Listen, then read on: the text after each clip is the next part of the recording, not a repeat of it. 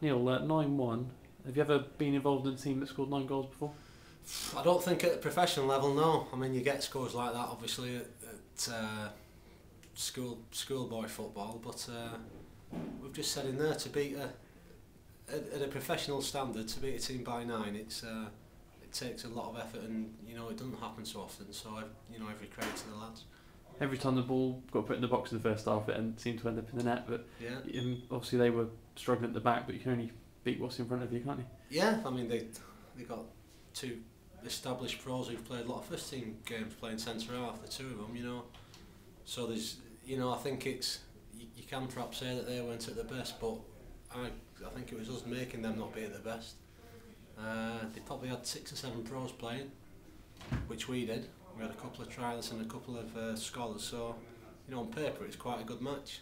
But when we got it down on the pitch, we did everything that we hoped and expected and more. So every credit to the lads. And it's always nice to see that ruthless streak, isn't it? Because they could have just settled down after 7-1 up at half time, but came straight out the second half and scored in the first minute of the second half. Yeah, but it's our job with professional footballers, and if you're winning 7-1, the last thing you can do at professional football is feel sorry for somebody else, because we've had bad defeats, and I know people don't feel sorry for us when they're sticking the ball past us, so you have got to be ruthless. We won the second half 2-0. We didn't defend as well as we should have done second half. We did get sloppy, which perhaps it's only human nature, when you're so far ahead, but that still gives us things to work on and remind the players and remind them about the defensive duties and still doing the right thing, no matter what the scoreline. What can you say about the trialists? We've seen Luke Member a few times now, but that was James Norte's first game in goal. He actually made some good saves in the second half, didn't he? Yes, he did. We got told before the game his feet are excellent, and he did. He was spraying it around at times like a midfielder with his left foot and his right foot. He did a couple of good saves, on one-on-one positions that we shouldn't have been in that position to have him to make them, but he did well when he was called upon. That's just through the connection at Hartpury College we have, and they were able to send the goalie over for us to have a look at today, and yeah, he did well. Yeah, John Aina has played. He came on against Bournemouth, didn't he? We didn't know whether he was going to be able to play or not, but he's played the whole game today. What can you tell me about him? I think he did very well at Bournemouth, and he's been with us since then, the last week, and he's been excellent in training. He was well worth a look at today, and I think on another day he could have scored 3 or 4 goals, and it just wasn't his day.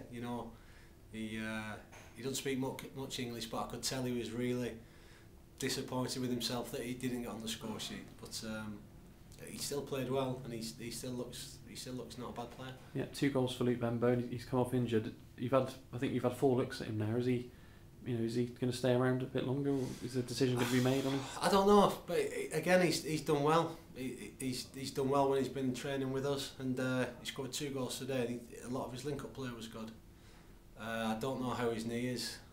Hopefully it's not too serious, but everything he's been doing, he's done fairly well. And I mean, what we won't do is just keep Luke at the club, just because he's nice to have around and nice to play him in reserve games. We have people around to have a good look at him and maybe potentially progress, to make the team better, the first team and the club better. So I would have thought, sooner rather than later, we'll be making a decision about his future. Yeah, is Callum Flanagan still around, or is he gone? Has he gone now? Callum's left. Left. We weren't able to do anything with him. He did great when he was here, but he wasn't going to make our first team any better. Yeah.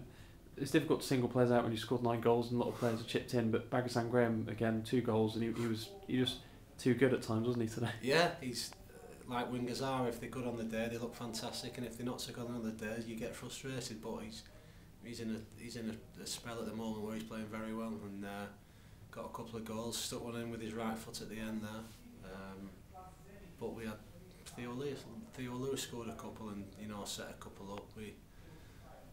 But again, Birdie, Danny Andrew, there was some excellent performances out there. Yeah, you relish in the fact that the players probably haven't got a clue what the team's going to be each Saturday for the first team. Honestly, it's you might say it flippantly or not, but that's what it's like, and I can see with the lads as a bunch all together. If I'm not doing it, somebody else will do it, and a lot of the first teamers You know, we like 'em watching the reserve games, and you know, because we are all part of it. But they've gone off doing something else this afternoon, and they've not once they've heard the score yet, and you can guarantee they'll be thinking, oh well, you know, if I'm in the team on Saturday, on Friday, that I've got to do everything I can to keep that place. Yeah.